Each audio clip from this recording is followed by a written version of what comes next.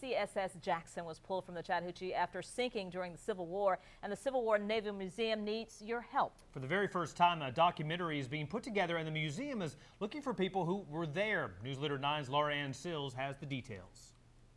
50 years ago, the CSS Jackson, a Confederate warship, was salvaged from the mud after being burned almost to a crisp.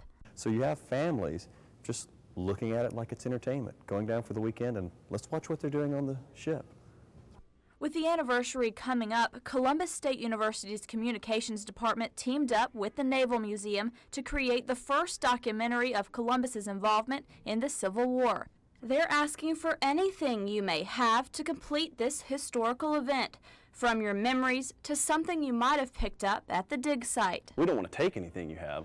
We just want to see what you have and be able to document it and film it so that we can tell the total story of this ship's recovery.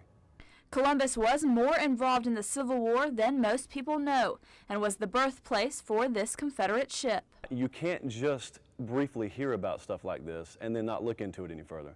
So as I have gotten more involved down here, and as we as a communication department have gotten more involved in this project, I've tried to learn everything I can about it. This salvaging is Columbus's story. Here you have a ship that was built here and that died here and that was salvaged here. And now it sits in the Naval Civil War Museum, but they need help bringing the full story to life.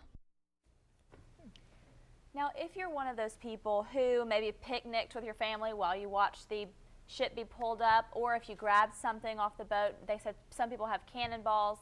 So if you have one of those, they really do want to hear your story. So you can contact the Civil War Naval Museum here in Columbus, and all their information is also online at WTVM.com. Well, it's so important to hear people's stories from back then as well. And They said they just want to complete it. Yeah, be a part of the whole history of it, which would be really cool.